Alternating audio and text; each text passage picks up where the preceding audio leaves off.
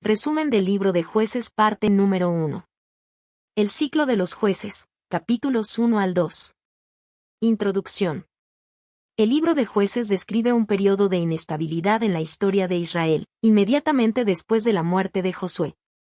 Sin un líder fuerte y unificado, las tribus de Israel enfrentan el desafío de completar la conquista de la tierra prometida.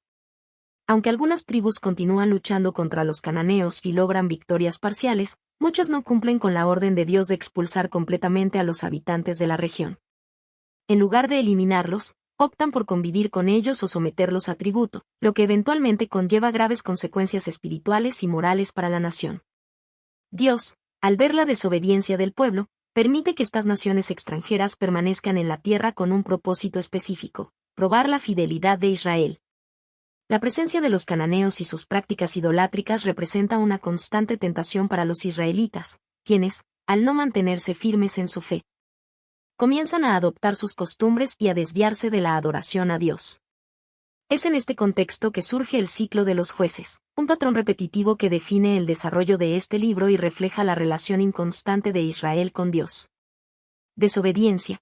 El pueblo se aleja de Dios y cae en la idolatría y el pecado. Opresión. Como consecuencia, Dios permite que sus enemigos los conquisten y los sometan. Arrepentimiento. En su aflicción, el pueblo clama a Dios pidiendo liberación. Liberación. Dios, en su misericordia, levanta un juez que los rescata y restaura la paz. Sin embargo, una vez que el juez muere, el pueblo vuelve a caer en el pecado, reiniciando el ciclo una y otra vez. Este patrón de decadencia y restauración resalta la constante lucha de Israel por mantenerse fiel a Dios sin un liderazgo centralizado. Los primeros capítulos del libro de Jueces establecen la base para los eventos que siguen, mostrando cómo la desobediencia inicial de Israel sienta las bases para los años de crisis espiritual. Opresión y salvación que caracterizan este periodo. A lo largo del libro, se hace evidente la necesidad de un liderazgo fuerte y fiel a Dios para guiar al pueblo por el camino correcto. Capítulo 1. La incompleta conquista de Canaán. Tras la muerte de Josué, Israel enfrenta la tarea de completar la conquista de la tierra prometida sin un líder central. En busca de dirección, las tribus consultan a Dios, y Él les indica que la tribu de Judá debe encabezar la lucha. Judá recibe el apoyo de Simeón, su tribu hermana, y juntas logran importantes victorias, como la captura de Jerusalén, Hebrón y Debir. Uno de los episodios más notables de este capítulo es la captura del rey cananeo Adonibesec, quien es apresado y castigado con la misma crueldad que él mismo había ejercido sobre otros reyes, al cortarles los pulgares de las manos y los pies.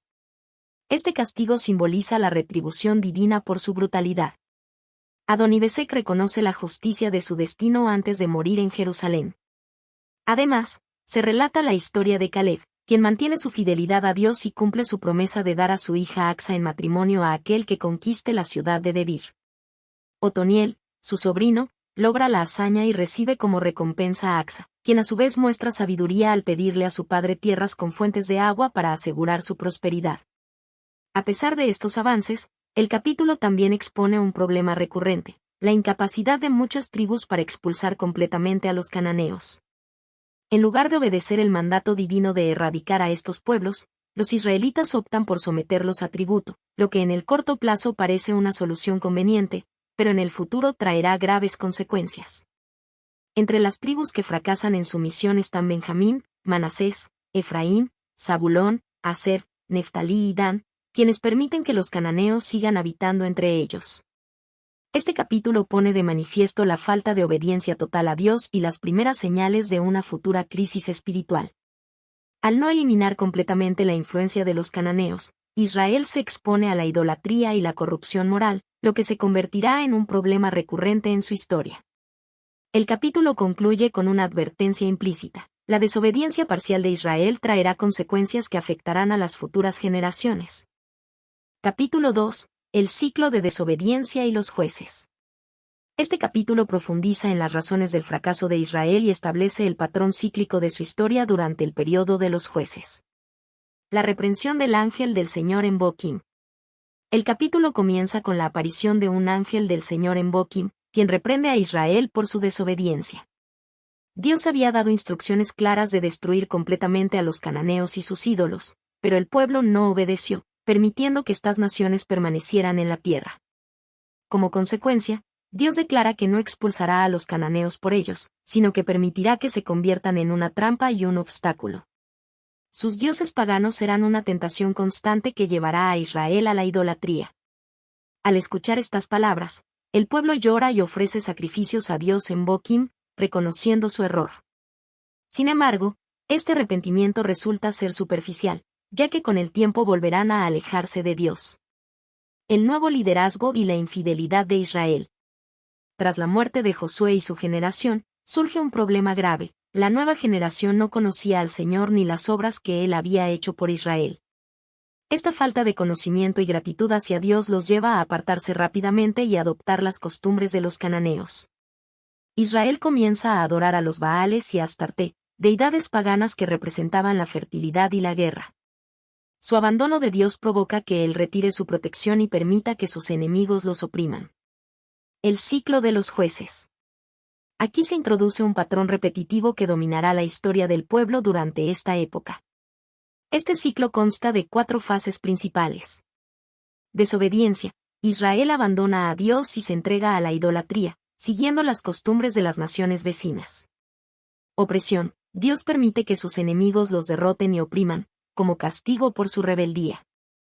Arrepentimiento. En medio de su sufrimiento, el pueblo clama a Dios, pidiendo ayuda y liberación. Liberación. Dios, en su misericordia, levanta jueces, líderes carismáticos que guían al pueblo a la victoria y restauran la paz. Sin embargo, después de la muerte de cada juez, el ciclo se repite, ya que el pueblo vuelve a alejarse de Dios y a caer en la idolatría. Un futuro de inestabilidad.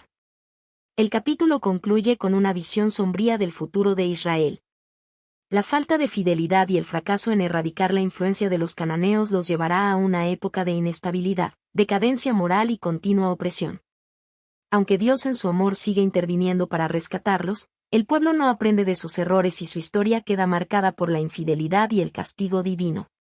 Este capítulo sienta las bases para el resto del libro de Jueces, mostrando cómo Israel entra en un periodo de crisis espiritual y política, donde cada generación se aleja más de Dios. Conclusión. Estos 2 primeros capítulos establecen el fundamento para el resto del libro de Jueces, mostrando cómo la falta de obediencia y compromiso con Dios conduce al pueblo de Israel a un declive espiritual, moral y social. Aunque habían recibido instrucciones claras de expulsar a los cananeos y destruir sus ídolos, su desobediencia resultó en una convivencia peligrosa con estas naciones paganas, lo que los llevó a adoptar costumbres idolátricas y alejarse del Señor. Dios, en su fidelidad y misericordia, no los abandona por completo. A lo largo del libro, Él levanta jueces para rescatarlos de la opresión, restaurando temporalmente la paz y la justicia. Sin embargo, la incapacidad del pueblo para mantener su fidelidad hace que el ciclo de desobediencia, opresión, arrepentimiento y liberación se repita una y otra vez, revelando la profunda inestabilidad espiritual de Israel. Este patrón demuestra que la nación necesitaba un liderazgo firme y una fe inquebrantable en Dios para asegurar su estabilidad y bendición. Sin embargo, también apunta a una verdad más profunda: la salvación y la fidelidad no podían depender solo de líderes humanos, sino de una transformación genuina del corazón del pueblo. Este mensaje sigue siendo relevante hoy, recordándonos que la verdadera estabilidad y bendición provienen de una relación constante y obediente con Dios.